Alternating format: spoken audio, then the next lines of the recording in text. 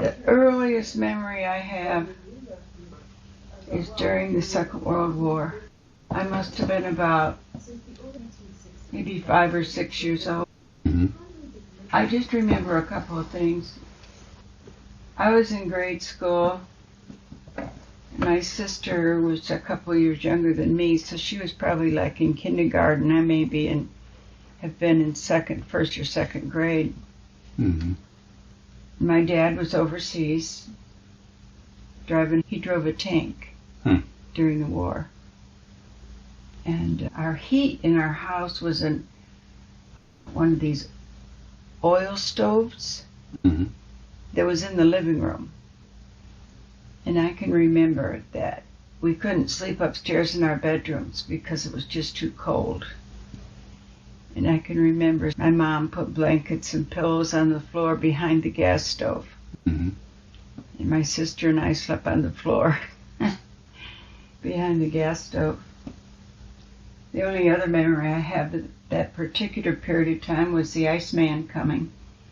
We had an ice box. We didn't have you didn't have refrigerators. You had an ice box, which was a giant picnic basket.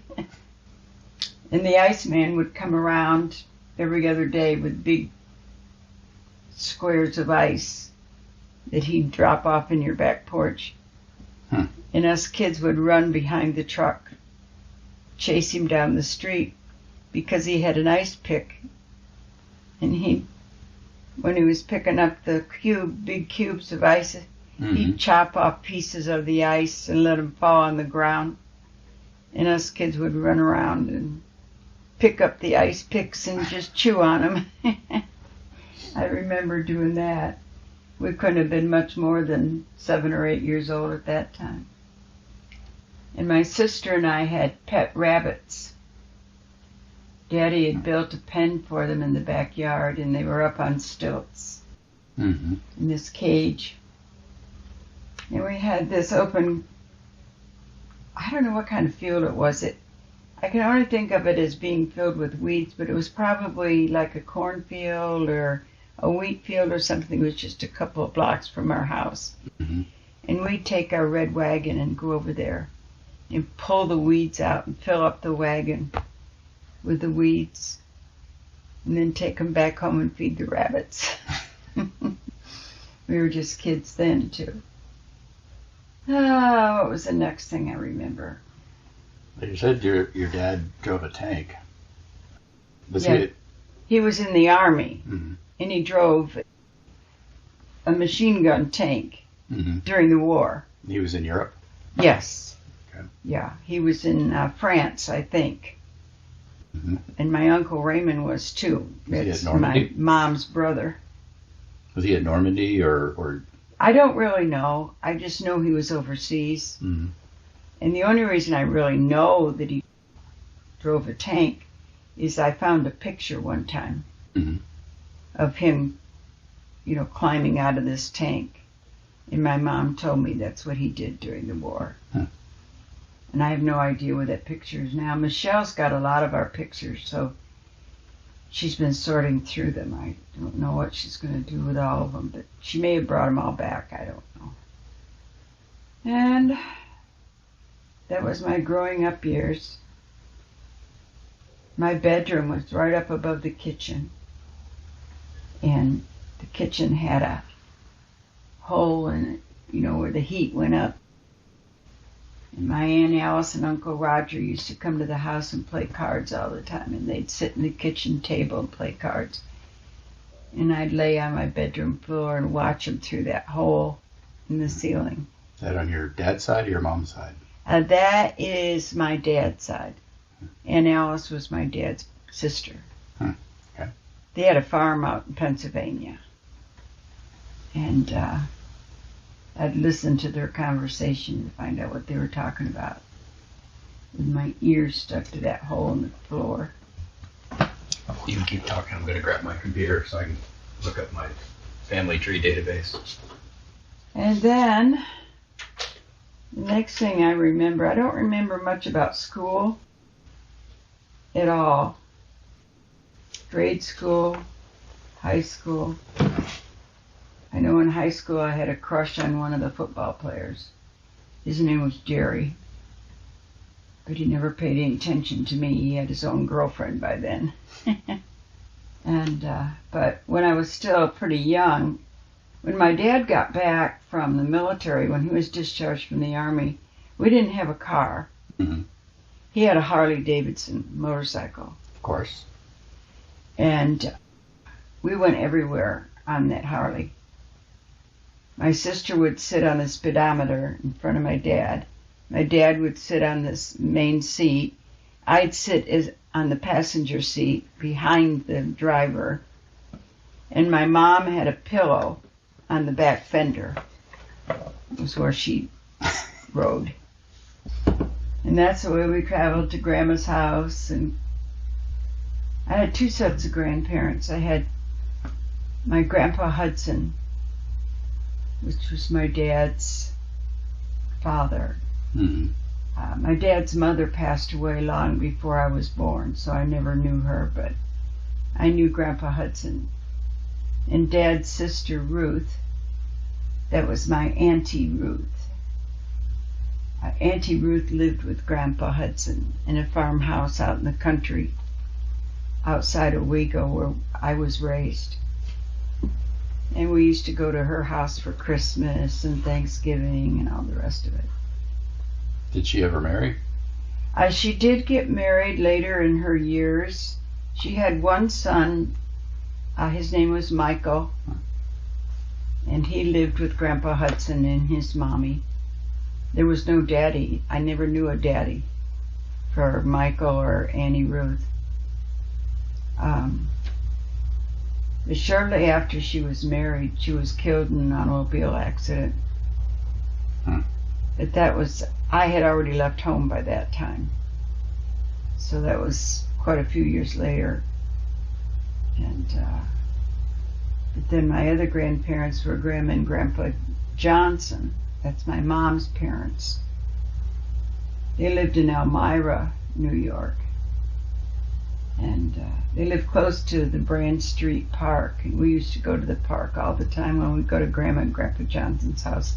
We always got to go to the park. They had a swimming pool. That was pretty unusual back then. Yeah, they had a public swimming pool at the park. And we used to go swimming all the time. And then we ended up living with Grandma and Grandpa Johnson because my mom and dad split up. They were separated for quite a while. And we lived with Grandma and Grandpa Johnson.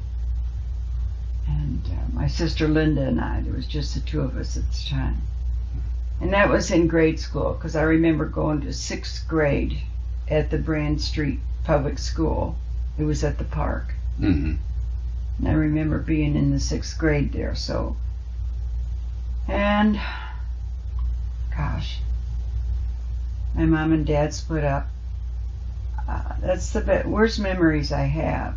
And I know I was in like the 6th grade at the time. My Uncle Raymond had come back from the war too, and he had married a girl from Belgium when he was there, and he brought her back with him. Aunt Rebecca was her name. And Aunt Rebecca and Uncle Raymond lived upstairs in Grandma and Grandpa Johnson's house, and I always suspected that Grandpa Johnson was also mistreating my Aunt Rebecca. Mm-hmm. Because she was afraid to come into the house by herself. She didn't want to live there. She wanted to move out. But I never really blamed my grandfather very much because just prior to that he had had a severe stroke. And he was paralyzed on one side, and I think his brain had been affected completely. But eventually my parents got back together again. Grandma and Grandpa got back together, and they bought a house up on the Ithaca Road outside of Horseheads, New York. And that's where we lived when I was in high school. We lived in Horseheads, and I went to Horseheads High School. And that's when my mom had 3 more children. She had Arlene, I remember I was still in the 6th grade when Arlene was born, because I can remember the teacher coming and telling me that I had a new baby sister. And I was in the 6th grade, and I was playing in the recess yard. It was during recess after lunch or something. I said, oh, I got a baby. Her name was Arlene Kay. And Arlene was born with a birth defect. They called it Wilms tumor. I've looked it up on the internet, and it seems to be a distortion of the kidneys, some sort of a birth defect of the kidneys, and anyway, she only lived to be 18 months old, and she passed away. I can remember helping my dad give her a bath and change her diaper. He'd lay her out on the dining room table. And I'd hold the diaper for him. And did they know at the time that she had that birth defect? yeah, she had surgery right after she was born. And so that's why Daddy was taking care of her and changing the dressing on her. Whatever they did. Mom would just kind of sit there and watch. She must have been pretty heartbroken. Yeah. I don't really remember any of that. I just remember little bits and pieces, of her. She would sit in the kitchen in her high chair, and she was always throwing her food on the floor. And I'd say, Arky, what'd you throw that on the floor for? And she would just look at me, get a big grin on her face, pick up another handful of food, throw it on the floor, and say, "Pour." Typical toddler. And our house was out in the country at that time, so we rode the school bus. The school bus would pull up out front every day, and we'd ride the school bus into the high school. And then when I was a senior in high school, I really didn't get along with my father. He was, I can't say he was an alcoholic, because I really don't know. But he spent most of his time at the bar. He was a semi-truck driver as a living, and when he'd park his semi, his first stop on the Harley would be at the closest bar. And he'd always come home plastered. I can't remember him being sober.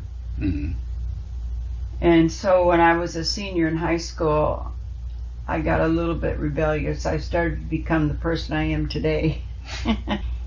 And my dad was picking on my sister Linda, and one night he found a dirty frying pan in the cupboard. It had a piece of chicken stuck to it. And we were both in high school.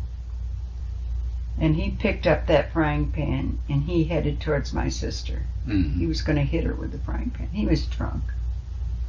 And I stepped in front of him. And I said, you touch her with that frying pan and you won't live to remember it. I'll kill you. So he backed up right away. I mean, he just backed right up, turned around, and went in the bedroom. But my mom at that point thought, I got to get her out of here. She can't live here any longer. He'll hurt her. So first she took me next to the house down the road, and they kept me overnight. I remember that part. Then the next day she took me to school. We talked to the school counselor, and the school counselor suggested that I move into town and live with like a foster family type of situation, and earn my keep by taking care of younger children in the family. So that's what I did. I moved in with a dentist and his wife, and can you believe I remember their names? It was Dr. Horn. He was a dentist there in Horseheads. Yeah. It's funny how that works. Yeah. Like you remember numbers and names. And Yeah, stuff. I mean, it's like can't remember things from remembering yesterday. your military number, for Christ's sakes. And so I finished out high school living with Dr. Horn and his family, and I took care of they had two children, a little boy and a little girl. And I took care of them as part of my room and board. And then when towards graduation from high school, the military had a big recruitment type of thing. I don't know if they still do it today, but at those times they would have big party-like things at the schools. Yeah, they call it a career fair. Is that what it is? Well, I went to the career fair. Well, my girlfriend wanted me to go. My best friend, Nancy Whipple is her name. And Nancy wanted to go talk to the military. She thought she'd talk to the Air Force, see what they were like. So she went and talked to the Air Force. So I'm tagging along behind her. I didn't have the least bit of interest at all. What do I care? I got a job. I'm taking care of kids. I'm graduating from high school. Who knows? And I worked at a card factory. Greeting cards? Greeting cards. Yeah, there was a greeting card factory there in Elmira, New York. And I operated one of the envelope machines. That's why I don't lick envelopes today. I know what's on those labels. I remember one time I heard all this screaming, and look, this gal, we weren't supposed to have long hair. You were supposed to keep it under wrap. Well, she had taken her scarf off and her hair was hanging down, and she's running this big label glue machine that was putting glue on the labels of the envelopes, and her hair got caught in the glue, and it ripped off part of her scalp. Another good reason not to lick labels on envelopes. And she was at the, then we went to that career thing.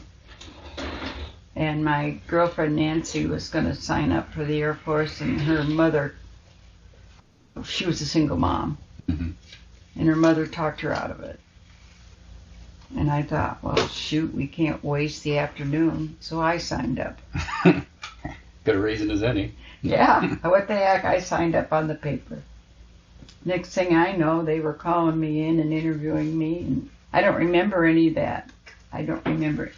The next thing I remember was waiting at the bus station with my grandma and my mom. I don't think my dad was there. My mom and my grandma were there waiting with me for the bus that was going to take me to the airport. And then I don't remember actually if I flew to San Antonio for basic training or if I took the train. I can't remember. I can remember being on the train, but that was after I met your dad, and we were traveling back to Illinois and back to New York to visit family, and we were on the train.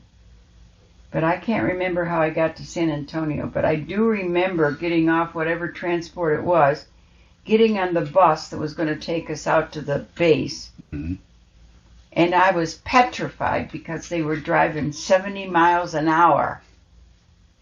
And in New York, you didn't go above 50 because you had hills up and down and around, and, it was mountains.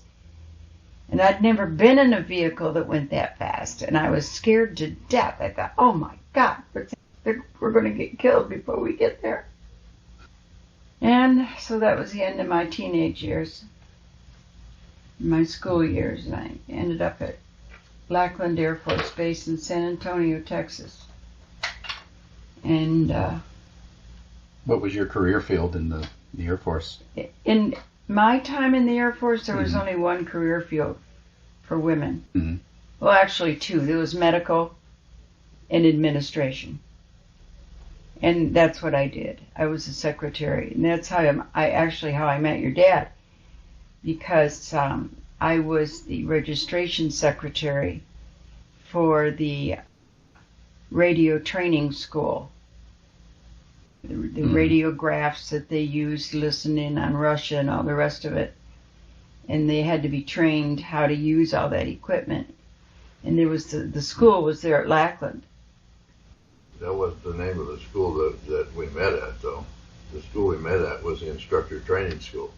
And but at any rate, I was the registration person. And And my That school roommate, moved to San Angelo later. That's where I went. yeah.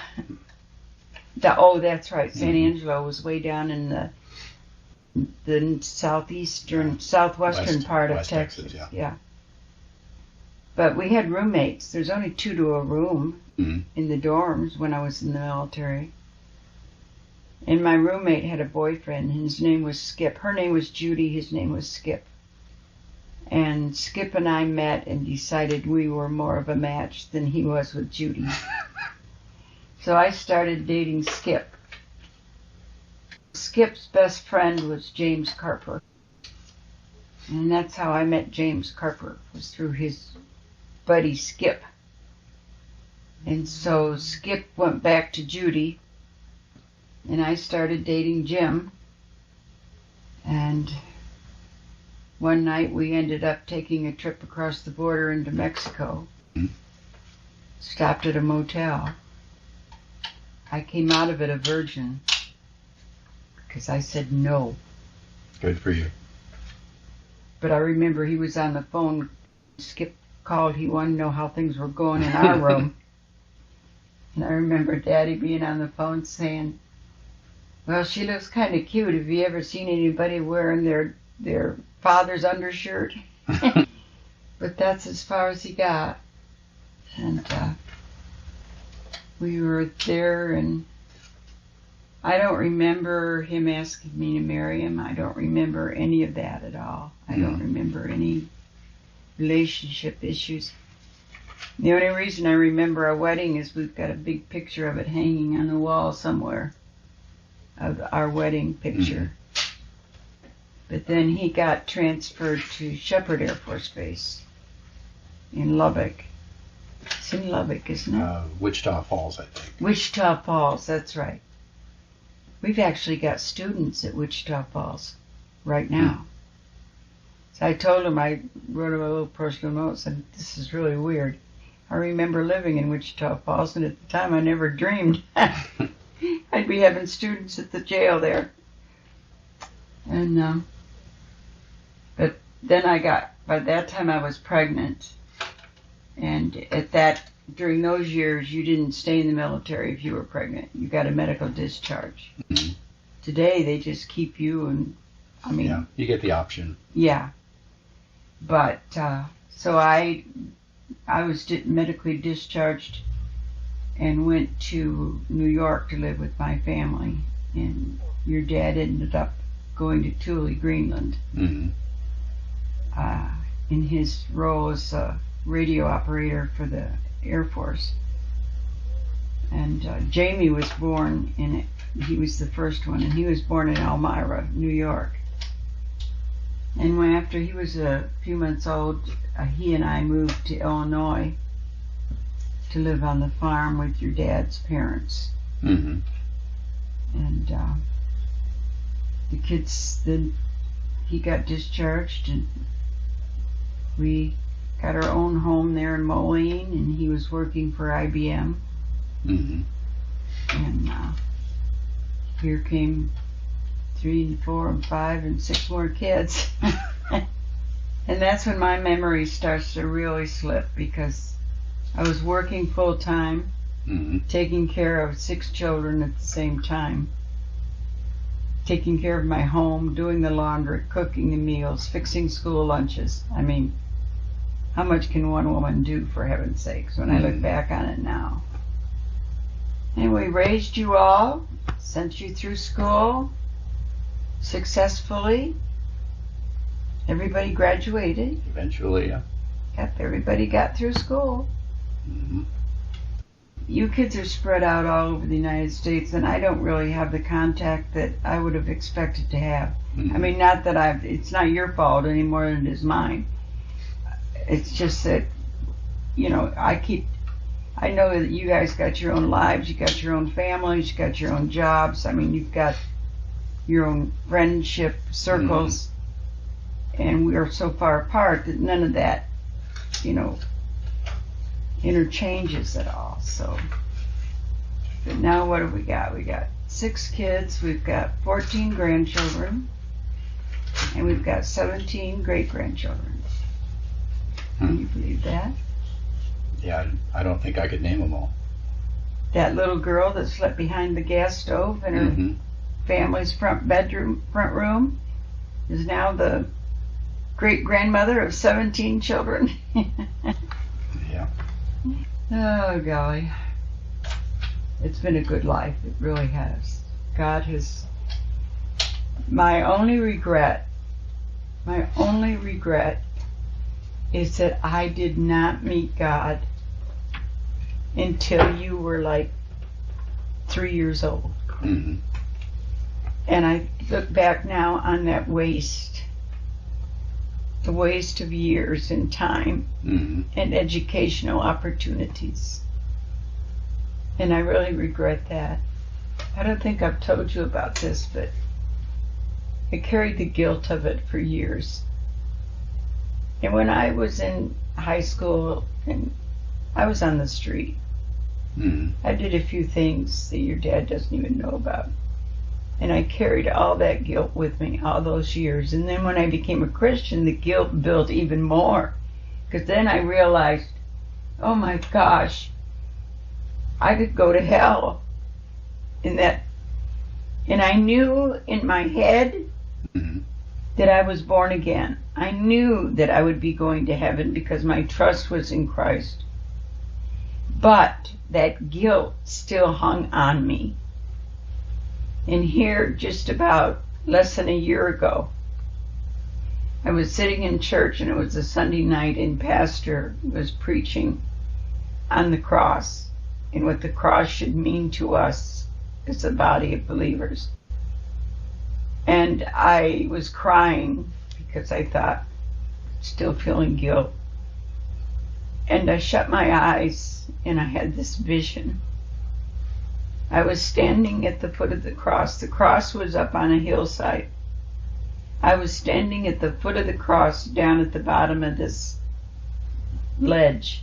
And I was standing on the side, looking at Jesus' profile on the cross. And I was crying, and I was thinking how much he was suffering. And then these 2 Roman soldiers came up with these big long spears. And they took these big long spears and they jabbed them into the side of Jesus. And all this blood and water started pouring out, and it washed right over me. I was like standing at the bottom of Niagara Falls, was how thick it was. And it was like, I can't even begin to describe it, but I can still see it and I can still feel it when I think about that vision. And when I opened my eyes and just put everything, my guilt was gone. I had been washed clean. It took a Niagara Falls flow of red blood, but it happened and it washed over me. And my guilt was gone. It was gone. And then I started to rejoice. I started to get happy. I was filled with joy. I was excited to be a Christian. I couldn't wait for prayer meetings. I couldn't wait to get home and read my Bible. I can't read that clear. And that's the way it's been since.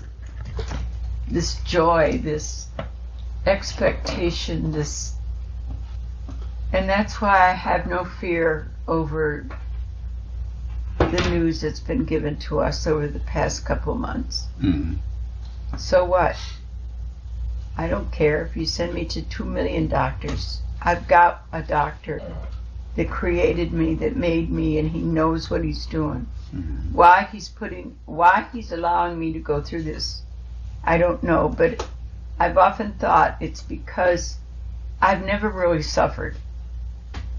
I've always had enough food. I've always had clothes on my back. My kids never went hungry. And I never did anything to earn it. Well, of course I didn't. I wasn't supposed to. Yeah. And I think that this experience that we're going through right now is a training ground to show me what the other side of the tracks looks and feels like. Yeah. So that I can reach out to others and encourage them pray for them sincerely and believe that they too will be healed. So I just keep saying, okay, God, every morning when I wake up, I think, well, what are you going to do today? Yeah, that's the whole. I've never read Lewis's The Problem of Pain, but I haven't either. C.S. Lewis wrote that book? Yeah, I've meant to read it, but I think the essence is that if all of life was pleasant, if we never had troubles, if we never suffered, how would we even know it? Yeah.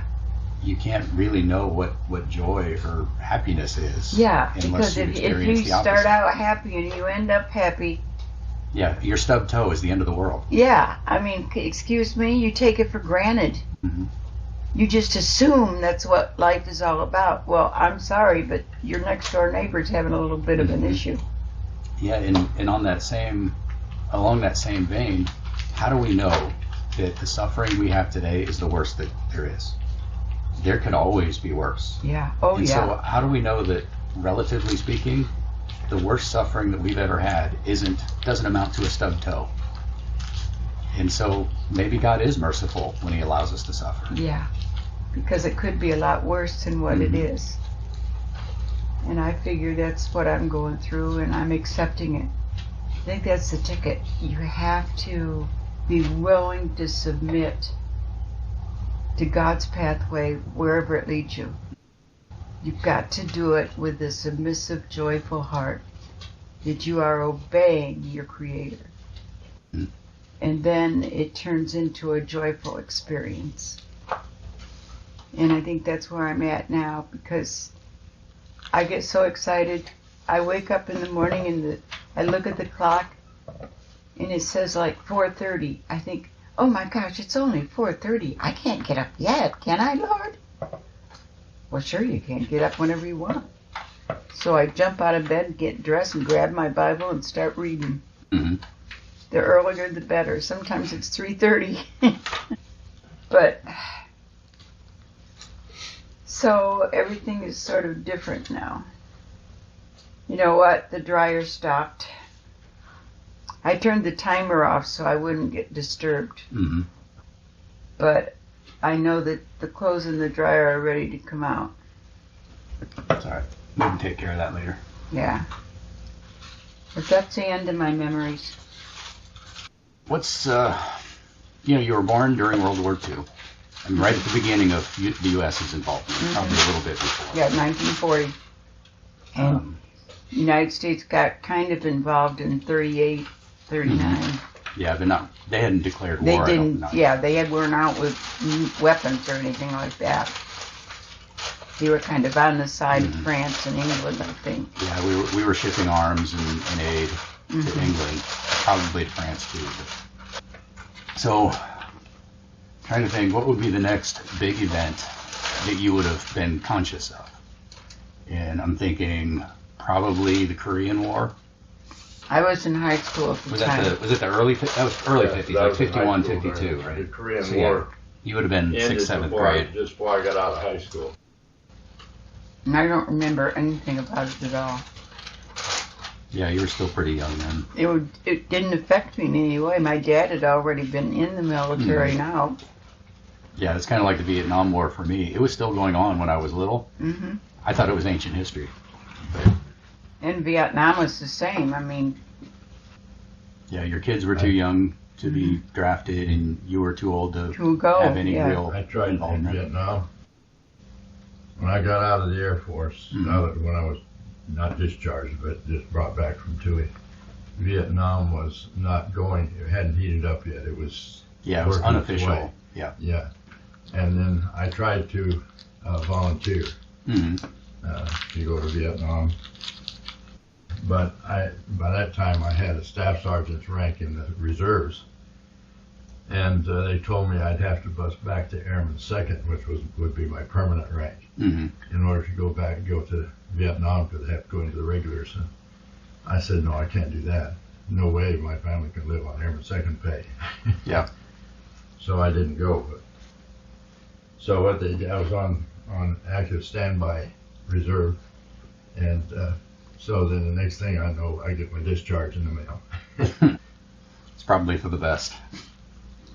Yeah, Well, I don't know. I don't think I told you this before, but when I quit IBM, then I quit Midwest Typewriter, Mm-hmm. and then I worked for the one in Davenport. I don't remember the name of it. I quit them after 5-6 years, and then I get bored and quit. And then I tried the feed thing, but I couldn't do it financially. I couldn't make it there. And then I went to Lurch and Tone, and I quit them to go to driving city bus. I was here just 2-3 years ago, I suppose. I thought about that, and I thought, I was sure irresponsible. I had all these decent jobs, and I'd quit them after a while because I got bored, things like that. And then it hit me. The Lord hit me. I wouldn't be where I'm at today if I'd been successful at any of those positions. Mm. I guess he was directing the route, whether I liked it or not. Man plans his ways. Well, the next thing that I could think of, I mean, I know there must have been big events between, but would be Bay of Pigs and the Cuban Missile Crisis and that stuff. I was so busy taking care of kids and working full time and all the rest of it. I don't think I even read the paper or watched the news. Well, you had to have been aware of the assassination of Kennedy, because it's would have been hard to escape that one. Yeah. But, if something doesn't really affect you personally in your personal life, I think you have a tendency to just kind of walk through it and forget about it because it had no effect on you whatsoever. Well, 62, 63, were you still living with Grandma and Grandpa Carper, or were you in Quad Cities at that time? Jamie, Michelle, and Regina would have been born. Jamie was born in Elmira. I went to live on the farm. Trying to remember when, I can't remember when Dad came back. He was in the reserves, but that was just trips to Chicago for long weekends and that type of thing. And I don't know, I don't remember. I know I can remember sitting in church with you at West Side. Mm-hmm. I don't even remember the jobs I had. I worked as a deputy village clerk in Milan for quite a while. And then I worked for Moline Public Hospital. That's where I met Steve Harris. He was the chief financial officer there. Then he got recruited out here to Phoenix, to St. Joseph's Hospital here. Mm-hmm. And about 6 months later, he called me. At that time, I was working for the county school board as a secretary. You kids were all grown and gone. We lived in that apartment in downtown Rock Island. Remember, today's Saturday and banks aren't open. No, they're not. Then we came out here because Steve Harris called me, said he can't do his job without me. So we moved to Phoenix. I told him I had to have a job for Dad. I mean, I couldn't be the wage earner of our family. That's not the way we lived. He had to have a job. Oh, we can take care of that, he said. So he had a job waiting for Daddy too when he got here. Daddy worked at the hospital probably less than a year, I think. And then he retired. Started collecting his Medicare and Social Security and that kind of stuff. And started working for Church on the Street as a volunteer. And of course that's how we got involved in where we're at today. They contacted me and said, it was great to have Dad going into jail to teach classes, but what they wanted was an example to show the inmates that a couple could be married, happily married, and have a reasonable relationship and on a daily basis, and be an example. So that's why I started going into the prison. They asked me to go in with Daddy. And then after we'd been in there for a while, we got to seeing what was happening on the units and the way things were being worked out. I mean, religious volunteers were coming in and holding church services and turning around and leaving, and that was the end of it. Mm-hmm. And we thought, they've got to have more than this. There's got to be more. They've got to have something they can grab hold of. Some discipleship. Yeah. So we started searching on the internet and everywhere, trying to see what we could find. And lo and behold, what we needed was right there in our own church. The Assemblies of God Global University. Mm-hmm. It was first called the International Correspondence Institute. ICI was what they called it 30 years ago. Mm-hmm. And it was a correspondence course they were sending to foreign countries. But we contacted them and said, we are on foreign soil. 90% of our days are spent on foreign soil. And so we had to explain to them what we wanted. Well, why not? We've got the books in English and Spanish. So they said, okay, we'll take you on. You'll be our extension center for Arizona. And then they contacted us and said, we've got to contribute in some way. We're, can't let you just run this show on your own. So they started furnishing all the college level textbooks. So we don't pay for those.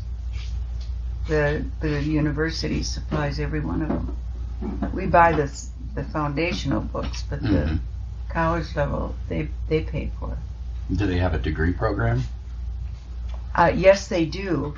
What the inmate has to do is he has to register as a regular student. Mm-hmm. He gets through the whole program. He has to pay the registration fee and the final final exam fee.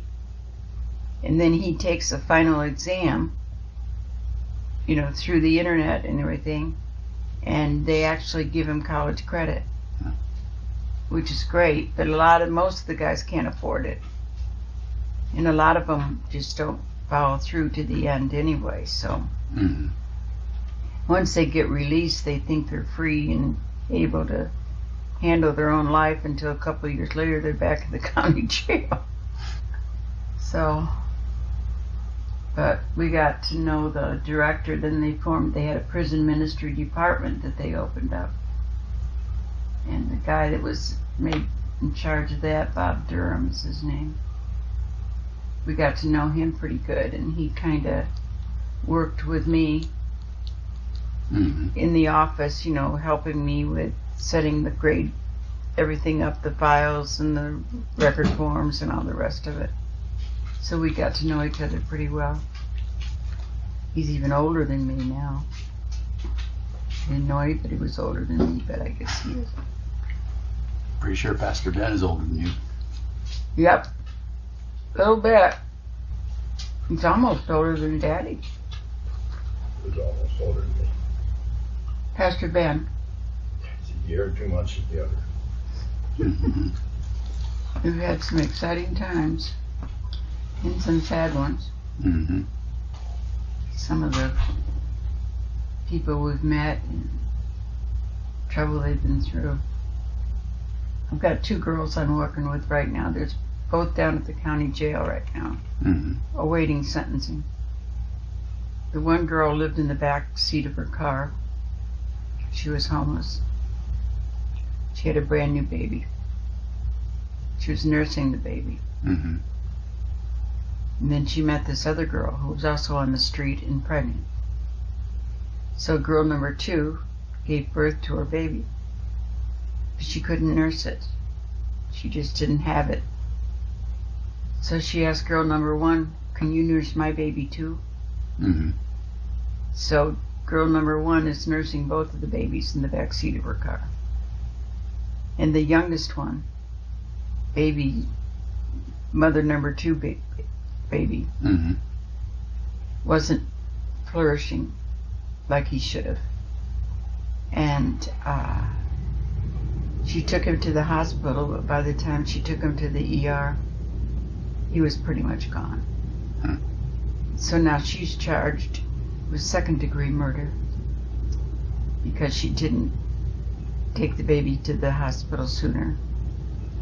And the mother, number 2, the mother of that baby, is being charged with child abuse. And there they both are. I mean, it's like, why didn't somebody help them? Sounded like their options were pretty limited. Yeah. Well, why didn't they go to get help? I mean, yeah. Well, they're probably used to a system that doesn't have any help to offer. They're used to being on the street. They don't know anything else, and you can't blame them. I mean, you can't. They've been through all this. But that's probably the worst case I've had. And baby number 1 is in foster care now. And the mother doesn't know where she's at. Oh, well. Well, what's a positive success story that you've had? Positive success story is probably Tracy Kovac. Jim met Tracy in the county jail. And Tracy had already been in prison 2 or 3 times. Mostly for drugs. Well, he started going to Jim's chapel services. He just wanted to get out of the cell. He didn't really care about going to church. He just wanted out of the cell. You got a chance to get out. And I can't remember what the circumstances were, but in one of the chapel services held by another group, he was challenged by an older lady. Read this. Tell me it's a lie, you know. And he started to read the Bible, and he got born again. He went to your dad. Daddy counseled him for several times, and then he got baptized right down in the county jail. They had horse troughs, and Tracy got baptized. He still had to go to prison because he was waiting the sentencing for these charges. But he continued in his faith. Jim continued to have contact with him. Tracy's now out, and Tracy formed a rehab ministry called New Freedom. And he got connected with a international foundation that bought a motel, Quality Inn, on the corner of Peoria Avenue and the I-17, turned it over to Tracy. It's like a 4-story motel, and that's now New Freedom. The New Freedom Project, it's called. And he's accepting men and women coming out of prison. They go through a rehab project, they go through work training, and 2 or 3 of our current students are at New Freedom now. It's a 6 months program. That's one of the big success stories that we've had. And Gordon, he's another one. Gordon never went to prison. He was charged with a sex offense, but he was in the process of a divorce. His daughter was a teenager, and I think he got set up. But at any rate, he's been on his feet, doing well, has a job. His problem is he wants to get off the sex offender list because he feels it's an unfair charge, and so do we, but there's nothing we can do about it. So he's doing his best to try to. But the problem is he thinks he knows more about the law than the lawyers do. You know, he's one of those. And he's constantly filing whatever they do with the judge. And, but I'm his mom. And I'm Tracy's mom. Hey, Mom. And Ken Patch, he was in prison. He's released. He's out on the street now. I mean, not on the street, but I mean, he's not in prison anymore. So when we say they're on the street, we mean they've been released. He can walk around on the street. They can walk around on the street. And he looks after us quite a bit. He called last night when we were, or yesterday when we were having lunch. That was Ken that called. When, are you okay? Because you haven't answered your phone for 2 days. I want to make sure you're all right. Where are you? And he and his buddy came in here and cut off the legs of my bed because I couldn't get in it because the mattress is way up here. There's no way I could swing my legs to get up into that bed. So he came over and looked at it, and he says, what we can do is we can lower the springs clear down to the floor and put the mattress on top, and we'll... So that's what they did. They brought their saws and their hacks, and he and his buddy Dennis fixed my bed for me.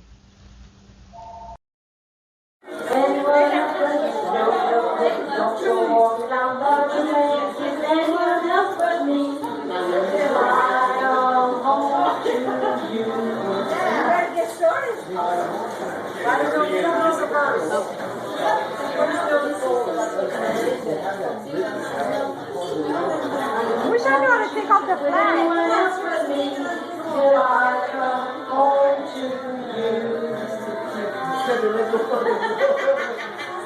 Don't sit under the apple tree with anyone else but me. Anyone else but me. Anyone else but me. Don't sit under the apple tree with anyone else but me. Till I come swinging home. Don't go walking down Lover's Lane with anyone else but me. Anyone else but me. Don't go walking down Lover's Lane with anyone else but me. Till I come swinging home.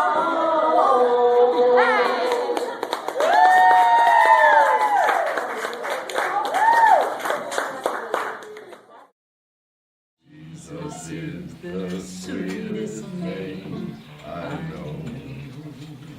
I love him. I love him because he first loved me and purchased my salvation on Calvary.